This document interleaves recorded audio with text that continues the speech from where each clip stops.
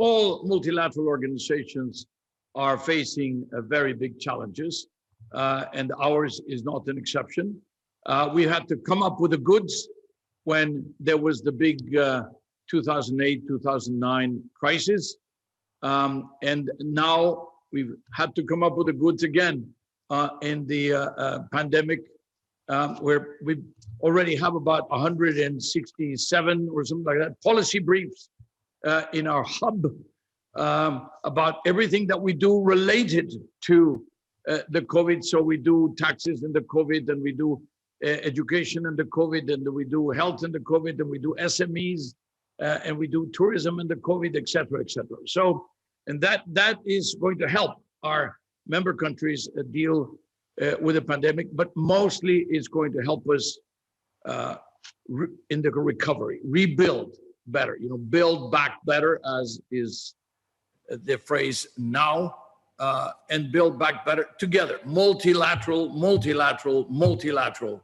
That is the way to deal with trade. That's a way to deal with investment. That's a way to deal with climate change, with biodiversity. That's a way to deal with migration, and certainly the way to deal with the pandemic.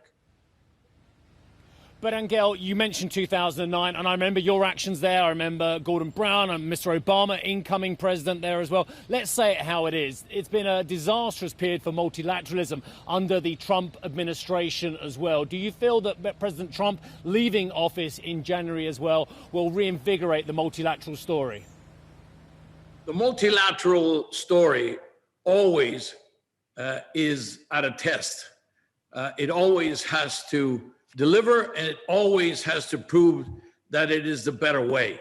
What I'm saying now, under the present circumstances, is that multilateral, or the multilateral approach, the multilateral way, has proven to be not only the better way, but the only way.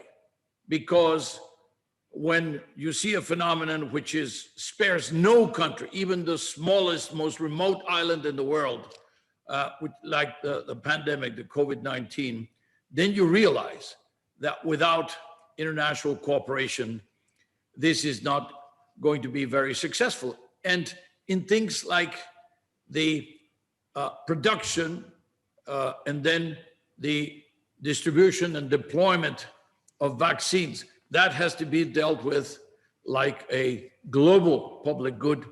And for that, if there was any doubt about it, you have to deal with it multilaterally, because that requires the ultimate spirit of cooperation, generosity, and smart.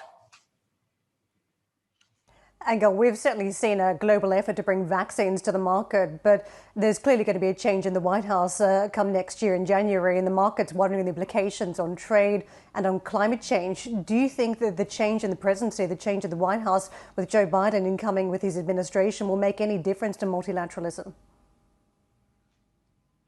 I think that the fact that the future president of the United States, or the president-elect of the United States today, is putting multilateralism front and center, and is saying that the question of climate is going to be a priority, that the question of biodiversity is going to be a priority, is extremely encouraging, extremely promising.